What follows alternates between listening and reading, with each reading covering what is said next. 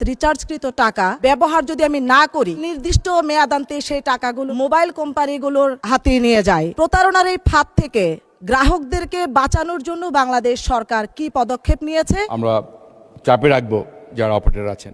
বাংলাদেশে গ্রাহকরা যদি ব্যাংকে টাকা রাখার পর সেই গচ্ছিত অর্থ চাহিদা মাত্র নির্দিষ্ট চার্জ কর্তনের মাধ্যমে সেই টাকা ফেরত নিতে পারে, তাহলে মোবাইল কোম্পানির কাছে আমরা যারা গ্রাহকরা মোবাইলে টাকা রিচার্জ করি এবং ডাটা রিচার্জ করি, সেই অব্যবহৃত ডাটা এবং মোবাইলের সেই টাকা অর্থাৎ রিচার্জকৃত টাকা ব্যবহার করার পর কিংবা ব্যবহার যদি আমি না করি, তাহলে নির্দিষ্ট মেয়াদান্তে সেই টাকাগুলোর কোনো ফেরত আমরা পাই না। অর্থাৎ সেই নির্দিষ্ট মেয়াদে সেই টাকাগুলো যে কোনো উপায়ে মোবাইল কোম্পানিগুলোর হাতে নিয়ে যায়।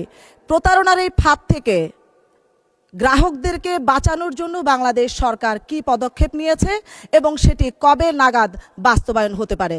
ধন্যবাদ মাননীয় স্পিকার। মাননীয় মন্ত্রী। ধন্যবাদ মাননীয় speaker. It's a very relevant questions. Actually আমরা বিটিএসসির মাধ্যমে আমরা কয়েকবার যারা অপারেটর আছে তাদের সাথে কথা বলেছি।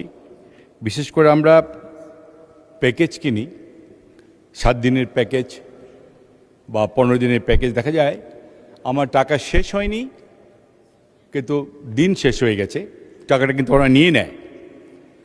কিন্তু এখান থেকে আমাদেরকে বেরিয়ে আসার জন্য আমরা যারা অপারেটর তাদের সাথে কথা বলেছি, আমরা বিটিআরসির সাথে কথা বলেছি, আমাদের রেগুলেটরি কমিশন যেটা আছে। আর তাছাড়া আরেকটা আছে ড্রপ, কল ড্রপ, এটা নিয়েও কথা বলেছি আমরা আরও অধিকতভাবে কথা বলতে হবে, আমাদের অপারেটরদের সাথে বসতে হবে, কারণ তাদের কিছু বিজনেস পলিসি আছে যার জন্য অনেক সময় তাদের নানা রকম এক্সকিউজ দেয় তারা যে এই জন্য আমরা করতে পারছি না। আমরা চেষ্টা করছি তাদের চাপের মুখে রাখতে, কারণ আমাদের আজকে মাননীয় সংসদ সদস্য যে কথা বললেন এটা আমরাও কনসার্ন। আমরা ইনশাল্লাহ চেষ্টা চালিয়ে যাব কি করে এই কি বলে এটাকে প্রবলেম থেকে বেরিয়ে আসা যায়। এটা আমরা নিশ্চয়ই আমরা চাপে রাখবো যারা অপারেটর আছেন।